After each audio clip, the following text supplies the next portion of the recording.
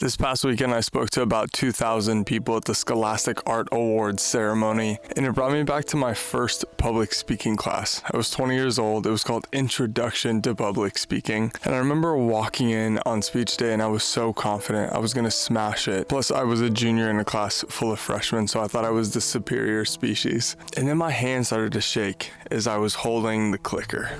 My chest got tight and my voice started to tremble, and I remember thinking, am I gonna say anything important? What if these kids thought I was too cocky? Okay, confident but not too cocky. Why is my voice shaking? It humbled me.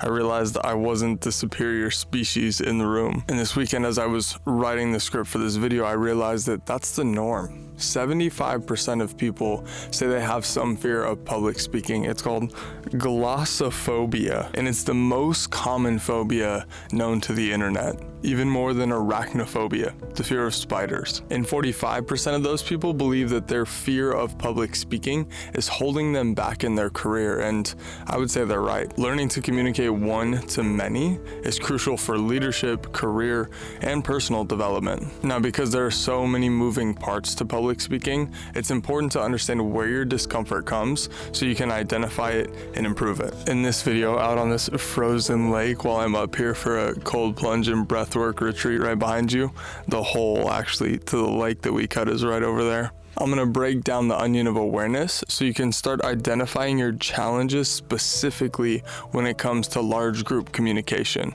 This could be 10 people, this could be 50 people, this could be 5,000 people. The layers of the onion are still the same. It's hard to navigate this drink and use my hands at the same time. Let's start at the center of the circle, the self, the you that is within this entire onion. I believe that public speaking is like self-development on crack. Think of it this way: you walk into the bathroom, you look in the mirror and you see that zit on your face and you're like, whoa, I didn't see that, thank you, mirror. Now you walk into an Ulta store or a makeup store and you look at one of those magnifying mirrors and you realize you have 100 blackheads on your nose that you had no idea about, and you go, oh my God, look at all those. How do I get rid of those? It's the same you haven't changed. You just use something external of you to see more of what is on your face. That's like public speaking. You take this huge room of human beings, of human eyes, the things that we say see into our soul, and amplify it. We put 10, 50, 100, 5,000 pairs of eyeballs in a room and say, okay, say something. That's terrifying. When you're in a conversation with one other person, it's enough to be sharing your truth, sharing your ideas, sharing your beliefs and stories, and having them have an opportunity to give you feedback, to judge you, to use one other person. That's like the mirror situation, the zit situation. But when you take it to larger groups, you're just amplifying the amount of conversations that are happening at the same time and amplifying the potential for judgment and feedback and criticism. Now, you are also amplifying the potential, the opportunity for praise and for love as well, but that's not the way our minds are slated. We're slated to see the negativity first, our negative bias. Now, to start this layer, I said that public speaking is like self-development on crack, but I want to take a second to define what self-development at least means to me, and for context of this video, I think it breaks down to two things. It's achieving better results in alignment with the goals that you have set. That's external. The goals are outside of you. It's something that you do. And it's feeling better in your mind, in your body through the process. That's the internal aspect of self-development. I believe those are the things that we're looking for when we talk about self-development. And the paradox of self-development is that you're not broken. You're not something that needs to be fixed, and you can improve. You can get better, but you have to understand what you're measuring yourself against if you're going to say, okay, I improved, I got better. Now, most of us, I know for me, one thing that I measure my stick against with how my self-improvement, how my self-developmental journey is looking, is how I feel in my own body, right? Like, how comfortable or uncomfortable am I in my own person? And what I remind myself constantly of is that my discomfort is only inside of me. It's mine to own. your discomfort belongs to you. It's not anybody else's. You gotta own that shit. It lives inside of you. It's your experience. And with 75% of us saying that we fear public speaking, there's discomfort that comes with that. And discomfort doesn't just come from nothing. There's something sitting underneath that. There are stories, there are beliefs about yourself that you're holding. There are shadows that you're repressing and hiding and denying that are so far buried that you have no idea where they're coming from, but you can feel the top layer like a volcano. You can feel the shake at the top, and it feels like discomfort. But the work is to get underneath and say, what is all of this? Do I feel like I'm afraid that I'm stupid? Do I feel like I'm afraid that I'm unlovable? Do I feel like I'm afraid that I'll be abandoned by this small group at work that I'm leading, or this entire audience, or I'll be canceled? Maybe you're on social media. Are you allowing the stories and the reflection of society around cancel culture to create fear within your system that you are afraid to say things? These underlying stories, the ones down here, just get louder as we grow the group size. This is the work. This is the layer of self that you have to start to look at if you want to improve as a speaker. You have to understand the stories that are happening in your own system. Now, this video isn't to talk about all of the shadow work processes and things that you can do down here to look at your identity, to figure out what those narratives are that are running the show underneath the surface. This video is to tell you that the gift here is to start listening and to start noticing when you feel that discomfort and taking a breath to say, oh, that's mine. What's that coming from? If you can go from being a victim and saying, oh, I'm uncomfortable, it's because of the space, it's because of all of these people, and saying, oh, I'm uncomfortable, why is that?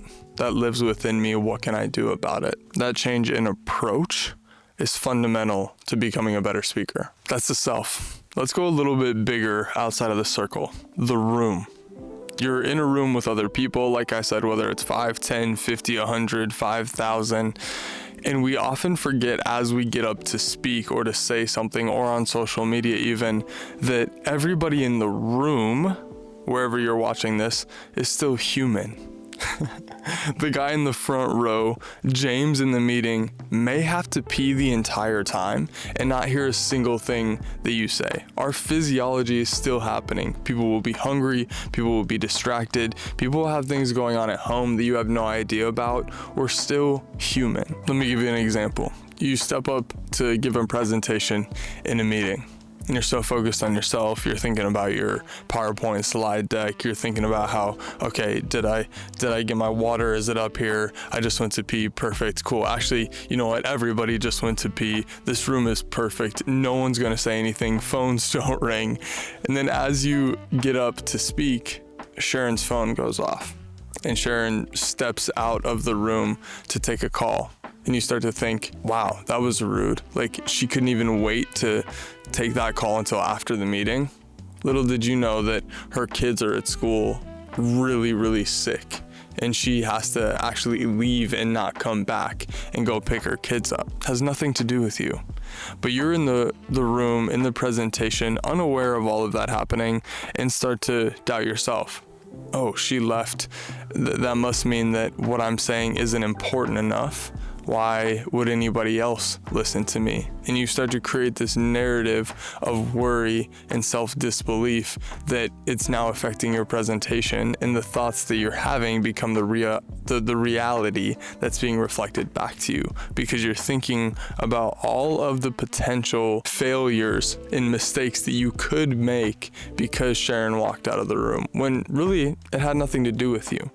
Welcome to the spiral. This past weekend when I was up on stage in total about 4 hours, speaking to groups of anywhere between 3 and probably 650 people back to back to back. And a lot of it was unscripted. I was riffing, I was going off paper, and there were multiple times where I stumbled on my words. I said something in a tone that made actually, I remember one moment where I started to like build up this statement, and then I just forgot the words. And I said, like, my connotation, the way that I said it did not make any sense. And I said, I got distracted. I was picking up this lunchbox, but you know what I mean.